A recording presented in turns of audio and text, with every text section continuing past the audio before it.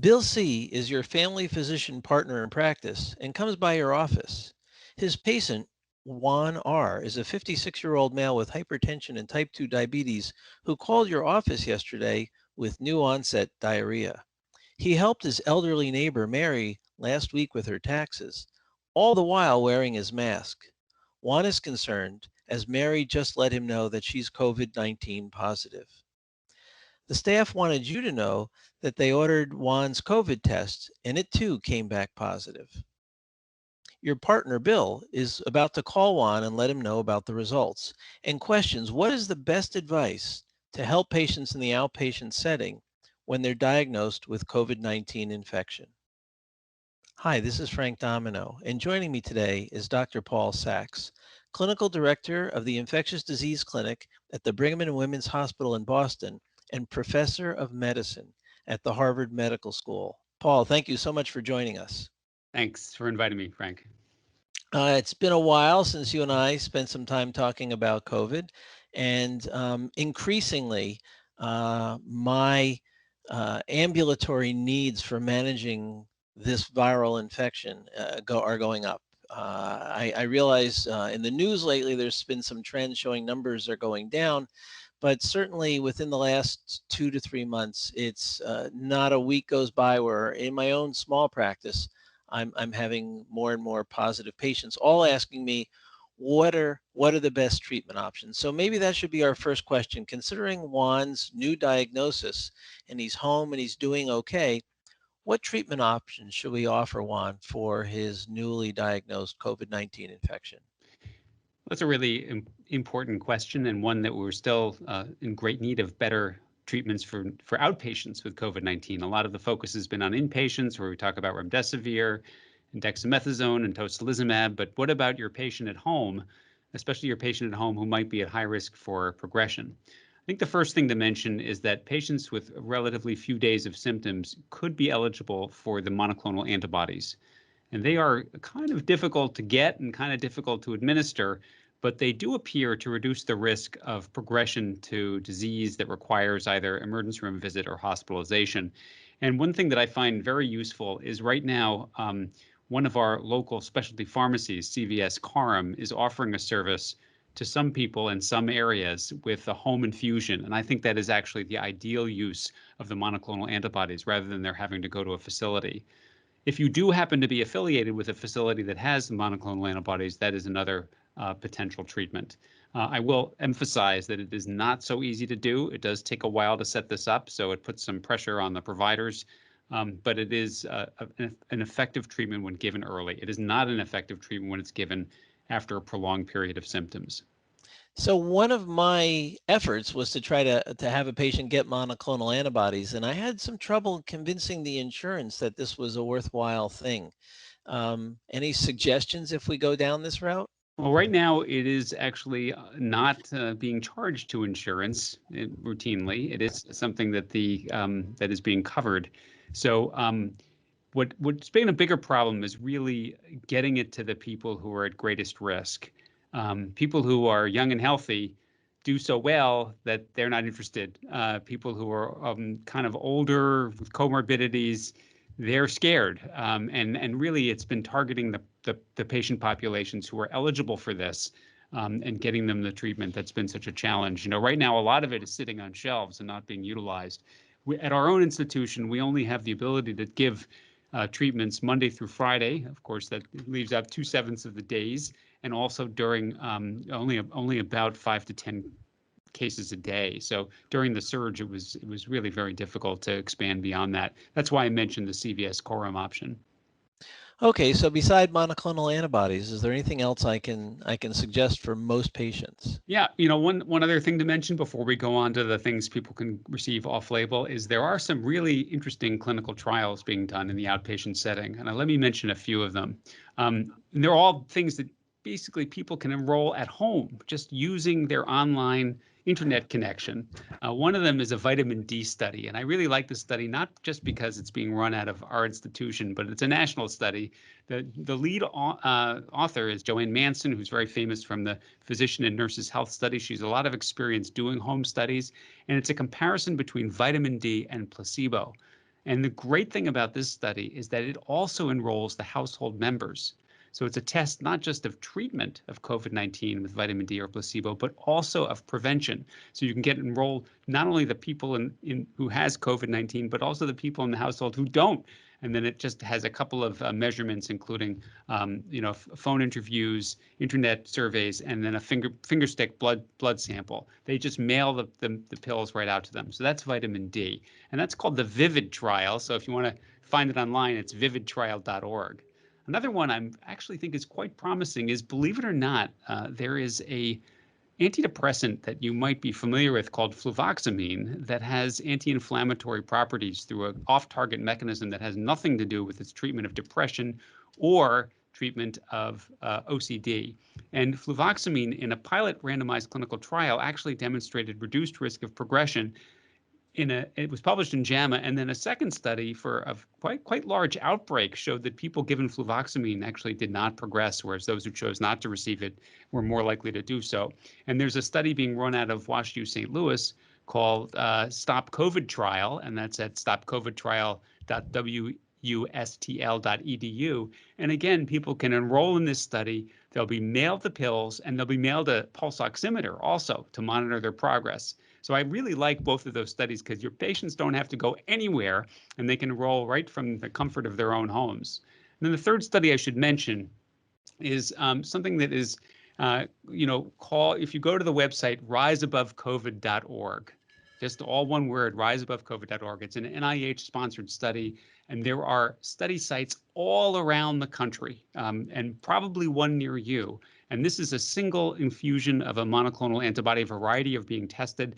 And this one also includes home care services to follow people up after they get their infusion. So those are just 3 studies I wanted to mention real quickly. The monoclonal antibody one, how would people find that?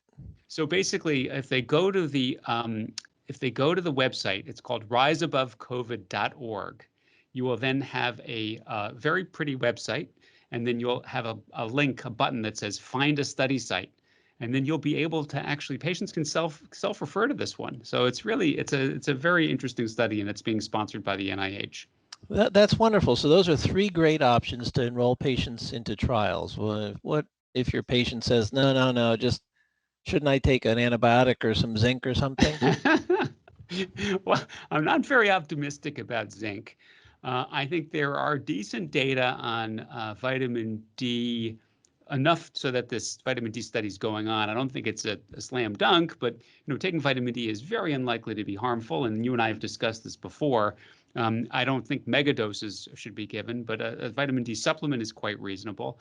I do want to mention ivermectin. There's a tremendous amount of interest in ivermectin globally for both treatment and prevention of COVID-19. For those of you who are not familiar with the drug, it's actually an antiparasitic agent that globally is used for treatment of strongyloides and then also is used for treatment of body lice and head lice. It actually has some in vitro activity against COVID-19, the virus SARS-CoV-2, and might actually work, but the clinical trials thus far are very, very hard to parse because a lot of them have been done in low resource settings, and we don't have all the data yet. But ivermectin has become an extremely popular drug to prescribe in some regions more than others. In particular, in South America, I have colleagues in South America and in Mexico who say that a lot of the providers there are giving ivermectin to everyone. I think very important that I should mention that Merck, the company that makes ivermectin, has explicitly come out and said this is not an approved treatment for COVID-19, and they do not recommend its use in this context. However, I think I should just mention it because it's so common. I will mention another treatment that's probably very, very familiar to primary care doctors, of course, and that's inhaled budesonide. That's an inhaled steroid. And in a small randomized clinical trial, a pilot study, they did find that inhaled budesonide led to a lower likelihood of people requiring, again, an emergency room visit or a hospitalization. And that's promising. And then it's kind of counterintuitive because early on in the pandemic, people were sometimes advised to stop inhaled corticosteroids. So I can mention a few other things. I just wanted to see if you had any questions about those so far. Well, I think it's very curious that, I remember us probably chatting about our asthmatics and our patients with COPD and should they continue or not their steroids. And you said, not enough data keep taking care of them just like you would, and don't give them oral steroids, but unless they have an exacerbation, but continue the inhaled. So I think that's pretty curious. So I think for Juan, a lot of this is supportive care. Yeah. And offering him the opportunity to be enrolled in a study. I think those things make sense. Probably it's not a good idea for you to be prescribing ivermectin or even the Fluvox without him being appropriately enrolled in a study. And if you have a patient, if Juan had asthma, would it be okay to say, look, just let's switch you from your current inhaled steroid to budesonide? Would that make sense, or Yeah. just leave him on what he's taking? I don't really I don't have a strong opinion about that, but I do think that this favorable signal on this randomized clinical trial, even though it's small, does make me feel much more comfortable about using inhaled corticosteroids in COVID-19, and potentially as a way of dampening down some of the inflammatory response that later on in the disease can lead to deterioration. I do want to mention one other anti-inflammatory because it got a lot of news a few weeks ago, although the news now under further scrutiny hasn't looked quite so good. And this is colchicine, a fairly large Canadian trial, randomized people to colchicine versus placebo. It was over 4,000 participants. And while the primary endpoint did not show a benefit for colchicine, they actually did show it in the people who were proven PCR positive. And the primary endpoint was hospitalization or death. And so if you kind of think of it as like preventing the most severe outcomes, the colchicine did appear to do that.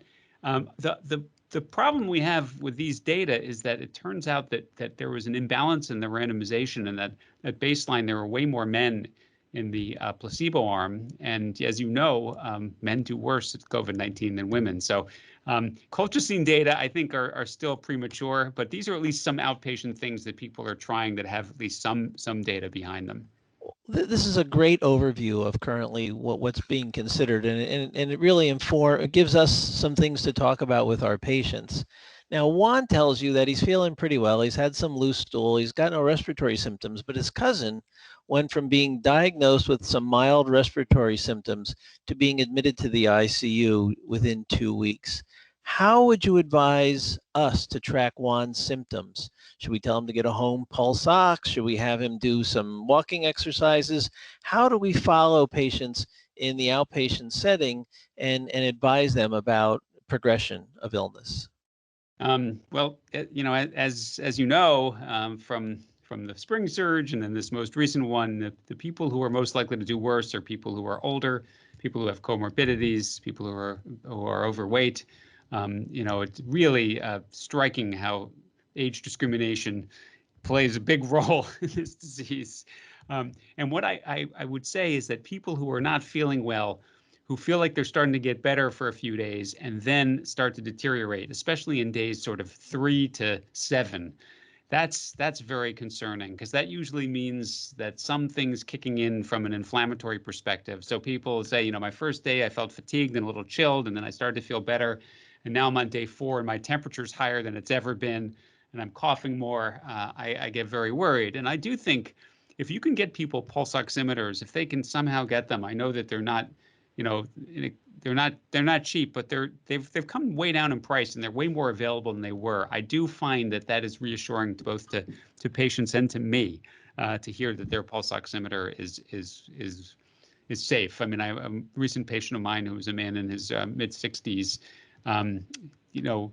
was obsessively looking at it and would occasionally, panic when it went down into the low 90s. But overall, it was steadily from 95 to 99, and that was just great and reassuring. Okay, so if we did go that route, when I've had a couple of patients use pulse oximeters, and they'll send me messages saying, "I'm feeling better, but this thing says it's 88%. Is that good?" And I said, "Well, actually, no, that's not very good." Is there any sort of cutoff that we can use, or should we make this primarily a clinical decision? It's a combination of the two. As you mentioned, something that's below 90 would be very concerning, especially for someone who's been sick for a while and has those comorbidities. Yeah, I agree. All right, let's move on from Juan. Um, outside of the question I get asked most frequently after how can I get a vaccine is what about sending my kids to school? Recently, the CDC said that, schools should at least reopen in some hybrid fashion. Um, we know that children tend to do pretty well. There are those rare circumstances when children get very, very ill associated with this infection. But any thoughts about the impact on the community with, for the most part, teachers not being able to get immunized because most of them are under the age of 65, and the ability for the children to transmit this infection home to mom and dad or grandpa? So, are you asking me to weigh in on the controversy of whether schools should open? Yes, actually, I am. So I'm just curious what your thoughts are because it's hard for me to give advice. When people ask me what I think, should they send their kids to school? Should they not send them to school? It's hard for me to know how to help them.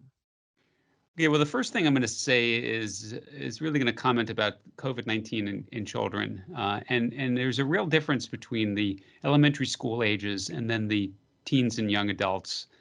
The elementary school kids, as you know, do very well with this infection, clear it very quickly, very rarely get that sick, and there's some evidence that they're even less likely to transmit it. Um, it's when you get to be sort of ages 13 to 18, that's those school ages. Those are the primary drivers of COVID-19 transmission from schools. And so I don't think we should really lump it all together. I do feel like there's been uh, some polarized discussion about this so that people don't listen to the other side. There's a tremendous disadvantage to children to having them not go to school, and it is a disadvantage that is way greater on the people who are already suffering from lots of inequities in education and health. And so, what can we do to make schools as safe as possible? Well, absolutely key is ventilation, and I don't feel like that gets enough attention. People have talked more about cleaning surfaces, but ventilation is so important, and whatever we can do to make schools have adequate ventilation would be an investment worth having.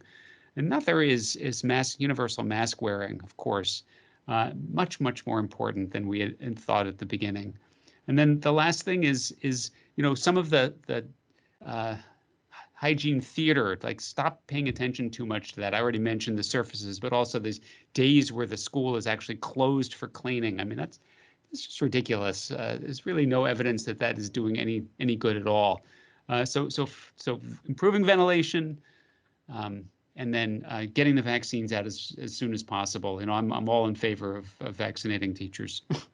Well, thank you. That is an awesome answer and very insightful. So you mentioned vaccines. Can you tell us how we're doing with the Johnson & Johnson vaccine? I know it's supposed to be it's been sitting waiting for the FDA to evaluate it Yeah. for quite a while now. So the FDA has had the data for a couple of weeks, at least 2 to 3 weeks. It does take a while to go through all the data because it's really quite a voluminous amount. And this is actually good. I like the fact that our FDA so carefully scrutinizes the information. And then this week, there will be the hearing that goes over all those data. And then it is highly likely that the FDA will give emergency use authorization to this vaccine. So we'll have 3 vaccines for use. What's that going to mean? Well, it'll increase our supply almost immediately because Johnson & Johnson says they have, tens of millions ready to ship out. And the other thing is that this is a single dose vaccine, so there are a lot of people who will now have vaccinated status. Um, uh, people have now said, well, maybe I should wait for the more effective Pfizer and Moderna vaccines because they looked better in the clinical trials. But I think it's really important for people to remember a couple of things. First, the Johnson & Johnson vaccine was done at a time when both there were circulating variants that were less susceptible to the original vaccines, and then also when there was a surge in cases. And there were way more cases in November, December, January than there were in the months of July, August, September. I mean, there were even investigators in the Pfizer and Moderna vaccine studies that were worried they wouldn't have enough cases to really show that the vaccines were effective. That just shows how quickly things changed. So the Johnson & Johnson vaccine, for it to be as effective as it was under those difficult circumstances, is really quite remarkable. And I would advocate strongly that anyone who is offered a chance to get a COVID vaccine, go ahead and get it. This vaccine does prevent against severe disease. So it will convert, even if you get COVID-19, it'll convert a potentially life-threatening disease to an equivalent of a mild cold, probably. And it is pretty effective. It was about 75% effective with just one shot. So I strongly recommend that people get it. And this will also come at the same time that we're having an increased supply of the Pfizer and Moderna vaccines. So therefore, we should be in much better shape in April and May than we have been so far. I really appreciate you pointing that out. People think, oh, should I? What kind of vaccine? You should. The best vaccine you need to get right now is the one that you can get right now. And the Johnson & Johnson ability to prevent the severe hospitalizations, the ICU admissions, and the deaths, that is a fantastic outcome. And you think, oh, I need my tetanus shot, or I need my pertussis vaccine, or my measles vaccine. This vaccine's incredibly effective. And yeah, the Moderna and the Pfizer ones look a bit better on paper percentage-wise, but on an individual basis, it's a really good thing. Great. And if in the future we need to have boosters or changes, we can make those adjustments. But right now we're just trying to get out of this difficult cycle of surges and then cases dropping and then surges again. Really want to avoid this being something that fills our hospitals up. All right, so this comes close to home. Well, now that you've had the vaccine, can we go out to restaurants again? So I've heard this from family members and friends, and gee, why, should we be going out to indoor? Should indoor things open up more so, or should we, even right now, is it safe to go have dinner at your local restaurant? So let's go to an intermediate step first. What about socializing in a more normal way with friends, and especially vaccinated? Let's talk socializing with vaccinated friends. I'm completely comfortable making the recommendation that yes, you can socialize with vaccinated friends, just like I'm comfortable telling a 75-year-old woman who's received the vaccine that she can see her grandchildren again, who she hasn't seen in over a year. I mean, the whole point of the vaccines is to prevent severe illness, and that's what they do. Now, whether you can socialize with unvaccinated friends, it really kind of depends on this strange issue of whether you, as a vaccinated person, will transmit the virus to them. And I think that's been a horribly overblown concern. It is definitely it's possible, but it is unlikely, and much less likely than if you are an unvaccinated person socializing with them. So I think that socializing, again, becomes an option for people who are vaccinated, and that's exciting and great news.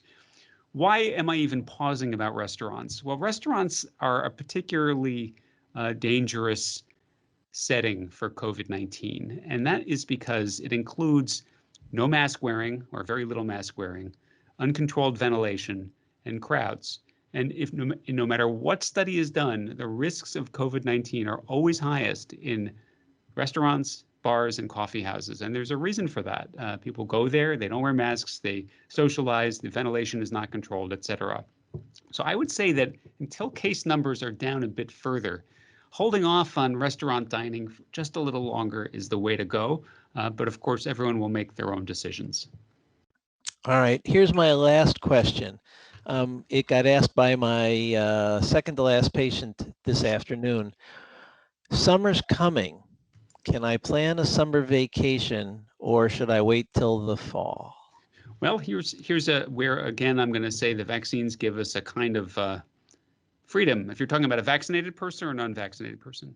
Well, he was unvaccinated. He's in his 50s, and he's trying to figure out his summer plans. Well, very likely that by the summertime, he will be vaccinated. And what I have been saying for people who are thinking about air travel is that once you've been vaccinated, that becomes a much safer endeavor. It's never been that dangerous. I mean, it's amazingly rare to have people get COVID-19 on flights, fortunately. And then if you add that, the protection of the vaccines, then you're in good shape. So I would say that if people want to travel this summer, there's a good chance they should be able to do so. Again, doesn't mean you then immediately jump into crowded rock clubs with standing with no inches between you and the next person. But it does give us a kind of freedom that we haven't had now in quite some time, to think about a vaccinated population, predominantly vaccinated population, and also a situation where case numbers are down. And I hope they continue to trend down. All right. Well, I'm going to put you on the spot for one last question, because I know people are going to ask. People have misused this term or over-exaggerated the concept of herd immunity. When, at least in the U.S., do you think that might be something we can say, okay, we're definitely at that point now, and at least in most people's minds, they can return to normal?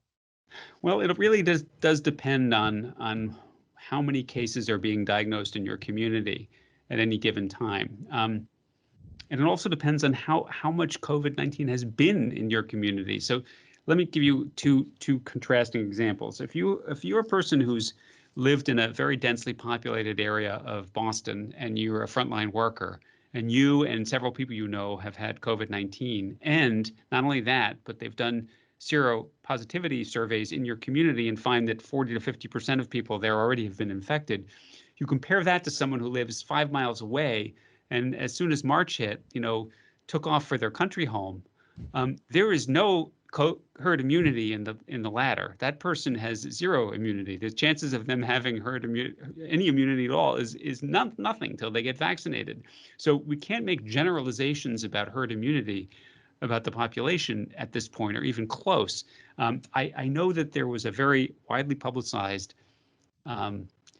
perspective published in the Wall Street Journal last week that we're rapidly heading in that direction, but I don't think we're really there yet. And it really will take a much more broader immunization rollout in the next several months before we get there.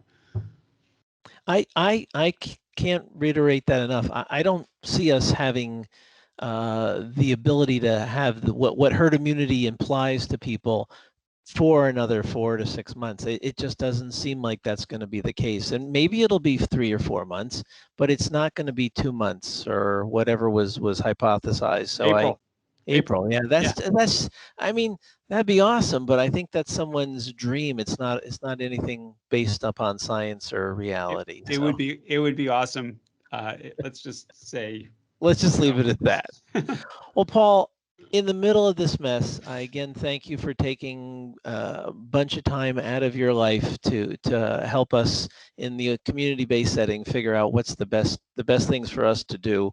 I can't thank you enough, and I look forward to us having some more podcast recordings that don't begin with a case involving coronavirus. All right. I look forward to that too, Frank. Thanks so much. Take care. Bye-bye. Bye.